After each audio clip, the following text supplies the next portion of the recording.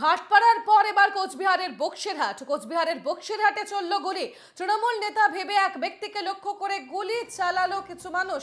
তুফানগঞ্জ ব্লকের মহিষকুচি 2 নম্বর গ্রাম পঞ্চায়েতের টাকুয়ামারি গ্রামের এই ছবি। বিজেপির বিরুদ্ধে অভিযোগ উঠছে, যদিও গুলি লক্ষ্যভ্রষ্ট হওয়ায় অল্পের জন্য প্রাণে বাঁচলেন ওই তৃণমূল নেতার আত্মীয়। মাফ করবেন, ইতিমধ্যেই গোটা ঘটনায় সেই তৃণমূল নেতার আত্মীয় তার গুরুতর আহত হলেও তিনি এই মুহূর্তে প্রাণে বেঁচে গিয়েছেন। ঘটনাস্থল থেকে গুলির খোল উদ্ধার করেছে পুলিশ।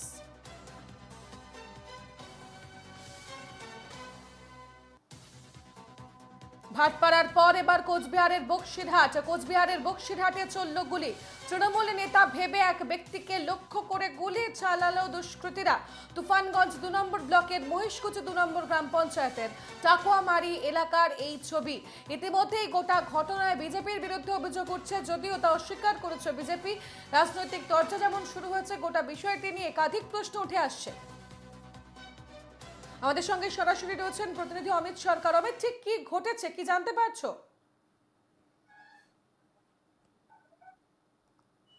একদমই তনুশ্রী, দেখো তোমাকে জানিয়ে রাখি যে তুফানগঞ্জের যে মহিষকুচি 2 গ্রাম পঞ্চায়েত রয়েছে, সেখানে কিন্তু গতকাল এই যে গুলি অঞ্চল যে চেয়ারম্যান রয়েছে নিহার বড়ুয়া, তাকে কিন্তু লক্ষ্য করে কিন্তু এই গুলি চালানো হয়। মূলত যেটা জানতে পারছি যে 2024 ও 2023 সালে যে গ্রাম পঞ্চায়েত নির্বাচন হয়েছিল এবং 24 লোকসভা নির্বাচন, সেদিকে নিরিখ করে কিন্তু সেই এলাকায় কিন্তু তৃণমূলের প্রভাব রয়েছে, সেদিকে তাকিয়ে থেকে কিন্তু যেটা তৃণমূলের অভিযোগ করছেন সেখানে কিন্তু বিজেপি সন্ত্রাস চালিয়েছে। সেই সব নিয়ে কিন্তু গতকাল রাতে এই যে নিহার বড়ুয়া রয়েছে, তাকে কিন্তু মূল উদ্দেশ্য ছিল গুলি করা, কিন্তু তাকে ভেবে কিন্তু তার ভাগনা যে রয়েছেন তাকে কিন্তু গুলি করে, কিন্তু প্রাণে বেঁচে গেলেও ইতিমধ্যে কিন্তু সে আতঙ্কিত রয়েছে। এবং এই ঘটনাকে ঘিরে কিন্তু গতকাল রাত থেকে কিন্তু একটা উত্তেজনামূলক পরিস্থিতি সেই এলাকায় রয়েছে এবং ঘটনার খবর পেয়ে কিন্তু বক্সিরহাট থানার পুলিশ সেখানে যায় এবং গিয়ে পুরো ঘটনাটা তদন্ত করছে।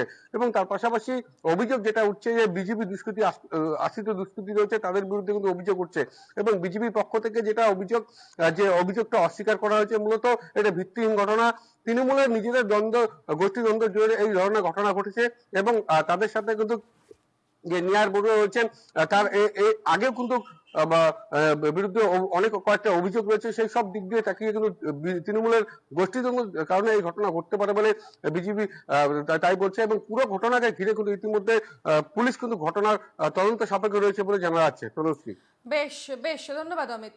অন্যদিকে যে ব্যক্তিকে লক্ষ্য করে গুলি করা হয়েছে, অর্থাৎ সেই তৃণমূল নেতার আত্মীয়, তিনি কি বলছেন শোনাবো। তার পরিপ্রেক্ষিতে বিজেপির কি বক্তব্য সেটাও শোনাবো, দেখুন। বিজেপির আশ্রিত দুষ্কৃতীরা রাত আনুমানিক 12:30টার সময় শাবল দিয়ে দরজাটা ভাঙার পরে আমাকে ভেবে আমার ভাগিনাকে অতর্কিত হামলা করে এবং 1 রাউন্ড গুলি চালায়। তো সে কোনো কারণে প্রাণে বেঁচে যায়।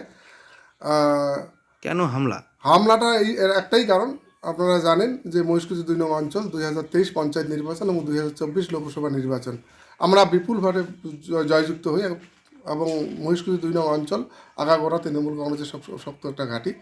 এখানে আমাকে ভয় দেখিয়ে আমাকে সংগঠনটাকে থামিয়ে দেওয়ার চেষ্টা করতেছে। আমি এতটুকু বলতে পারি যে ভয় দেখিয়ে, কাউকে প্রাণে মারার ভয় দেখিয়ে এখানে তৃণমূল সংগঠনকে আটকানো যাবে না। সংগঠনকে শক্তিশালী করার জন্য প্রাণ দিতেও রাজি হয়েছে। মিথ্যা অভিযোগ।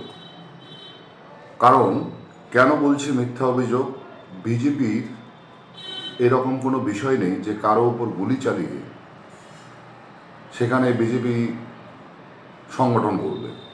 বিজেপির সংগঠন তুফানগঞ্জ বিধানসভায় মহিষকুচি 2-এ, মহিষকুচি 1-এ এবং প্রত্যেকটা অঞ্চলে তুফানগঞ্জ 2 নম্বর ব্লকে খুব ভালো সংগঠন রয়েছে। বরঞ্চ তৃণমূলের হারমাদরা প্রতিনিয়ত বিজেপির কর্মীদের উপর দমন পীড়ন করে ভয় দেখিয়ে বিজেপির সংগঠন দুর্বল করার চেষ্টা করছে। আর মূল যে বিষয় যে গুলি চালানোর ঘটনা, এটা সম্পূর্ণ তৃণমূলের গোষ্ঠীদ্বন্দ্ব।